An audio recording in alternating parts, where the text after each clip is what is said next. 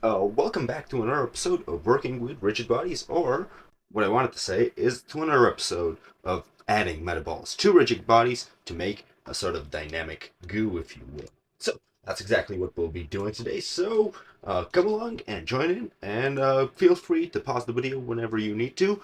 Let's get into the video itself. So, what we're going to want to do is add a metaball. In our previous video, we have set up a rigid body system, a dynamic system. If you've seen the chart as well, you've seen that I've made it just a little bit more dynamic, and I've settled at this. And what I really want to keep in mind here when making this sort of rigid body dynamic system is usually metaballs look better when they're squished together, so that's exactly what I want rigid bodies to be doing as well. So what we're going to want to do before we make or before we finally add metaballs is we're going to want to bake the rigid body system, and this is just for consistency's sake. So let's bake it over here in scene properties, and let's just click bake, and that should bake it. And while we're waiting for it to bake, don't forget to subscribe. And once it's baked, let's go and add our metaball. So what we can do, we can either add our metaballs at the beginning, but now once we've baked it, we can move around throughout the animation and add it at any point we want, which is going to help us a bunch when making this metaball system, especially when we want to check how much we want it to bind together and stuff like that, and what composition we want it to have. So I'm going to add just the basic ball for starters, basically. So just add this ball right here. I'm going to want to synchronize it so it's just right around. And for this, I usually recommend this view with transparency on, of course. So I'm going to do this, and I'm going to want to envelop the whole rigid body itself. So nothing basically pokes out, and then just duplicate it and put it over here on the editing. And now let's try and connect them. Oh, right. Let's go. Control P. And then the other one. And let's go like this. And Control P. And now, when we get it moving, just for to test it out, it should look pretty interesting. As you can see, it's binding together at certain points. So whenever they get close enough, they bind together and create this kind of cohesion effect. So we can also tune this, of course, by going into the metaball properties, object properties, I think it is, if that's correct, object dotted properties. Exactly so. And here we have the resolution. So if you want a higher resolution in your previs, just put a smaller number in there, for example, 0.2. And I'm going to want a little bit more than 0.2 in my render, so I'm just going to check it out in the previs. What this could be, 0.1. 0.1 looks satisfactory, so I'm going to leave it at that. Especially from the distance we're going to be viewing it at. So yeah, so that's what my render value is going to be, and I'm going to preview this at 0.2 just to keep my Blender program running smoothly and my simulation running smoothly as well.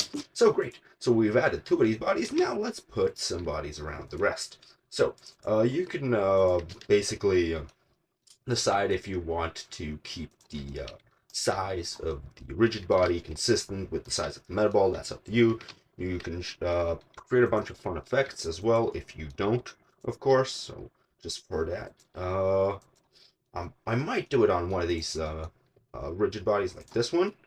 And yeah, I'm gonna keep this one small probably, but I might switch it up later on. So I just added like this. And then another characteristic that we're going to want to check out once we've added all these metaballs to their respective rigid bodies. And remember, when dealing with a metaball, it's always the outside circle that counts. Okay? So yeah. So be careful not to delete your whole metaball system or in general to mess up your metaball system by grabbing it incorrectly. Once again, if you have trouble parenting it, you can always go use the slash key above your number pad and just see the rigid body and the metaball system itself, and then just go like this and go Control P, object key transform. So yeah, just go like this. That should be correct. Center this. Of course, another trick you can do alternatively is you keep the metaball system apart and you go Control P, object key transform, and then you move it on top. So that's another way to do it. Maybe even a slightly more effective one. So one more thing to do. So let's go like this. Got the outer edge again. So yeah, by the outer edge always, and Control P, object key transform. And I think that's all of our meta bodies. if I'm correct. So let's check it out if everything's connected up correctly. And almost. This doesn't seem to be correctly connected. So Control P, object Q transform, and let's just move it on top like so. And now let's see what our animation looks like. And for this, we can turn off the transparency. And as you can see, the whole system is sticking together in this gooey sort of way, which is pretty interesting. Maybe a little too dynamic with the way it's spinning around in there. That might be the size difference between one of these rigid bodies and the metaball surrounding them. So I'm going to try and adjust that. And yeah, that should help. And let's see if we have that same spinning. I'm going to try and reduce that. But that looks pretty good. As you can see, we still have some of that. This clinking spinning kind of looks like an engine, something like that. But I don't really want it.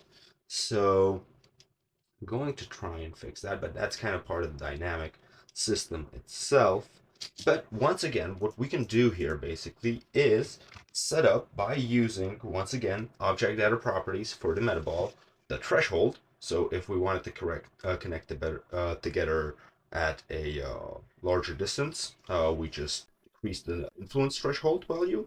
And if we wanted to shrink up like this, we just make the value higher. So I'm going to want it to connect a little bit more. And I'm also going to add a little bit more dynamics into it, but just on the animation level, using the metaballs by actually putting some metaballs on top of the existing metaballs asymmetrically like this, and also by leaving some of these metaballs hanging off like this. And I'm going to see what this does. Might actually accentuate the effect, but it might look pretty cool too. That's a little too much, I think. I think I'm going to have to turn down the radius, so right here. See if that helps. I think it looks a little better when it's inside like this. Yeah, it's a little better. And as you can see, it's visible with inside the non-mesh, I guess, inside the metaball as well. Plus, we can also add a whole bunch onto the rest. And of course, we can go back and edit the dynamic, uh, what do you call it? The rigid body system whenever we want as well.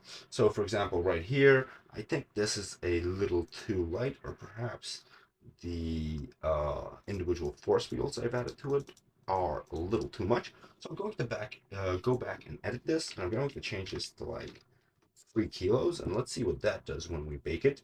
So let's go right ahead and delete bake and bake it again, and let's see what the result is.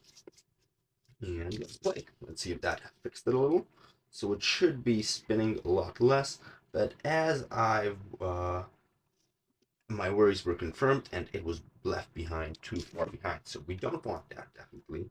So I'm going to go back, and what I'm going to do is leave the old bake sufficient. I'm just going to move these metaballs to a different set of rigid bodies.